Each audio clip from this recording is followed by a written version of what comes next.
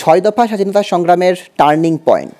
যারা ছয় দফা মানে না তারা বাংলাদেশের স্বাধীনতায় বিশ্বাস করে না বলে মন্তব্য করেছেন আওয়ামী লীগের সাধারণ সম্পাদক ওবায়দুল কাদের। ঐতিহাসিক ছয় দফা দিবস উপলক্ষে সকালে রাজধানীর ধানমন্ডিতে জাতির পিতা বঙ্গবন্ধু শেখ মুজিবুর রহমানের প্রতিকৃতিতে শ্রদ্ধা নিবেদন শেষে তিনি এসব কথা বলেন। শাহরিয়ার বাথনের রিপোর্টে বিস্তারিত জানাচ্ছেন নাইমুল নাইম। শুক্রবার সকালে ঐতিহাসিক ছয় দফা দিবস উপলক্ষে ধানমন্ডি ৩২ নম্বরে জাতির পিতার প্রতিকৃতিতে শ্রদ্ধা নিবেদন করেন আওয়ামী লীগ সাধারণ সম্পাদক ওবায়দুল কাদের।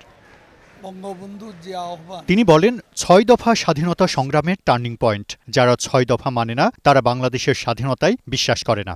ছয় দফা যদি না হতো তাহলে ৬৯-এ ছয় দফা ভিত্তিক ১১ দফা গণবিস্ফোরণ, বাংলাদেশে যে গণ অভ্যুত্থান, গণ অভ্যুত্থান হতো কিনা সেটাই হলো বড় কথা।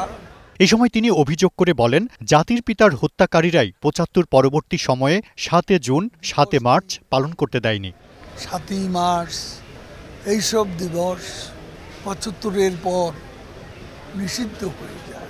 যারা নিষিদ্ধ করে দেয় তারা খুনের সঙ্গে ৭৫-এর তারা জড়িত। তারা বঙ্গবন্ধুকে হত্যা করেনি, তারা হত্যা করতে চেয়েছিল আমাদের মুক্তিযুদ্ধের মূল্যবোধকে, আমাদের স্বাধীনতার আদর্শকে।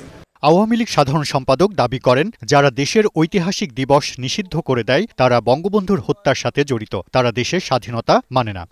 সেই জন্য বঙ্গবন্ধুর সঙ্গে জয় বাংলা নির্বাসনে, ৭ই মার্চ নির্বাসনে এবং ৭ই জুনও নির্বাসিত হয়ে যায়।